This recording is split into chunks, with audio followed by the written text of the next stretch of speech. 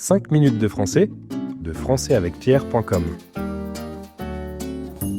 Bonjour à toutes et à tous, j'espère que vous allez bien.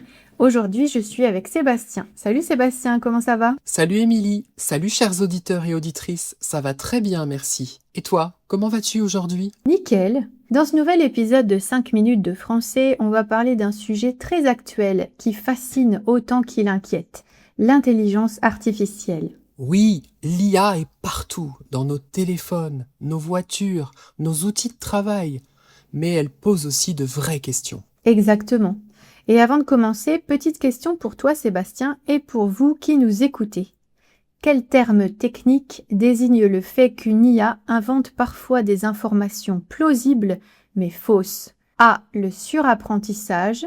B. L'hallucination. C. Le biais algorithmique. Bonne question. La réponse C paraît hyper technique, alors je vais dire ça. C'est noté. On verra à la fin de l'épisode si tu as raison. Commençons par un premier danger qui, au final, est encore assez méconnu, la dépendance à l'IA.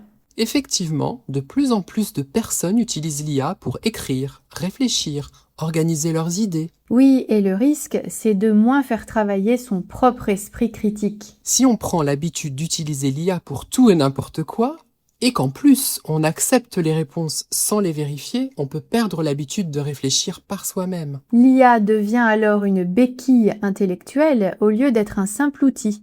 Certaines études montrent même qu'à terme, cela peut avoir un véritable impact sur le cerveau. Il est donc recommandé de se servir de l'IA non pas pour tout faire à notre place, mais pour nous assister sur certaines tâches très précises afin de continuer à faire travailler notre matière grise. Oui, tu as raison. Un autre danger important concerne la fiabilité des informations. Les IA peuvent parfois produire des textes très convaincants, alors qu'ils sont en partie faux ou erronés. En effet, l'IA invente parfois des faits, des chiffres ou des sources, mais avec tellement d'assurance qu'on y croit sans se poser de questions. Et le problème, c'est que ces erreurs sont souvent difficiles à détecter, surtout pour un non-spécialiste.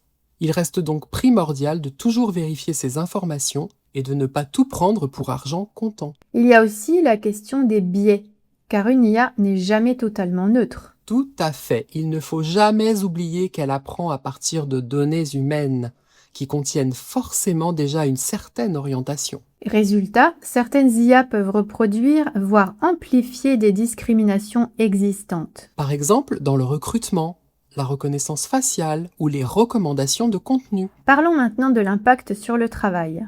Beaucoup de métiers évoluent et certains risquent même de disparaître. L'IA peut automatiser des tâches répétitives, mais aussi des tâches créatives ou intellectuelles. Le danger, ce n'est pas seulement la disparition d'emplois, mais la vitesse à laquelle cela se produit. Les sociétés n'ont pas toujours le temps de s'adapter ou de former les travailleurs. Un autre point très sensible, c'est la protection des données personnelles. Les IA ont besoin d'énormément de données pour fonctionner efficacement. Mais ces données viennent souvent de nos messages, nos photos, nos comportements en ligne. La question est donc, qui contrôle ces données et comment sont-elles utilisées ? Sans règle claire, il y a un risque important d'abus. Bref, comme vous le voyez, l'IA apporte avec elle son lot de bouleversements. Et il est très important de rester critique vis-à-vis de tout ça. Bon, revenons maintenant à la question du début. Je t'avais demandé quel terme technique désigne le fait qu'une IA invente parfois des informations plausibles mais fausses. J'avais répondu le biais algorithmique, car ça sonnait bien. Et malheureusement, ce n'est pas la bonne réponse. On parle en fait d'hallucination. Eh bien, je me coucherai moins bête ce soir. Allez, avant de conclure, petit point vocabulaire. On a utilisé l'expression « prendre pour argent comptant », qui désigne le fait de croire trop facilement ce qu'on nous dit. On a aussi parlé d'utiliser sa matière grise. C'est simplement une autre manière de dire d'utiliser son cerveau. Et enfin, le mot « erroné ».